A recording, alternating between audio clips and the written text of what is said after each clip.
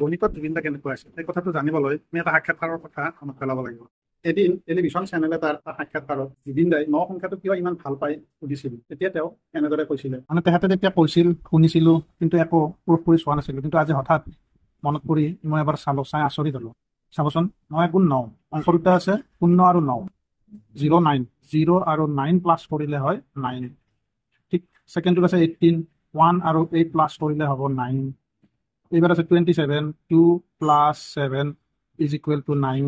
এটা নিচিনাই 3 + 6 = 9, 4 + 5 = 9, 5 + 4 = 9, 6 + 3 = 9, 7 + 2 = 9, 8 + 1 = 9, 9 + 0 = 9, 9 + 9 = 18। কিন্তু আকৌ 18টো যদি আমি এক্সপ্লেইন কৰোঁ, 1 + 8 = 9, 1 + 0 + 8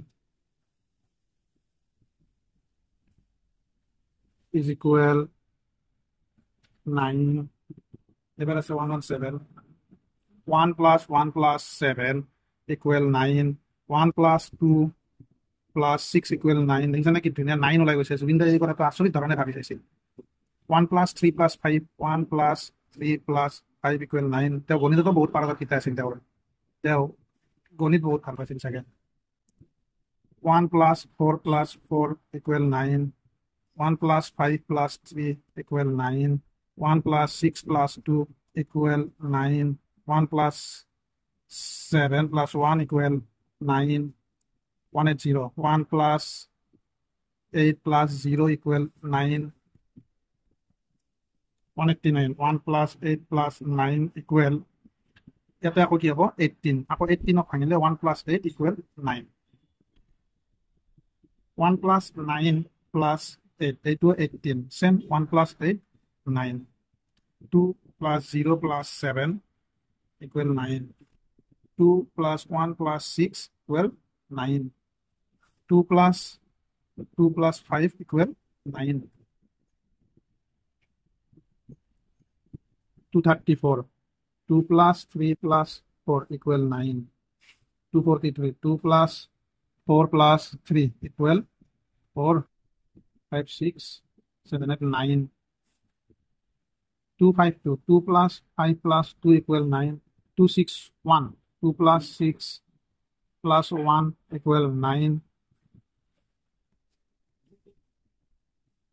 2 + 7 + 0 = 9, এইটো 2 + 7 + 9 = 18। এটা নিচিনা 1 + 8 = 9, 2 + 8 + 8 18, 1 + 8 9, এইটো হ'ব 18। আকৌ ভাঙি দিলে হ'ব 1 + 8 9, 3 + 0 + 6 9,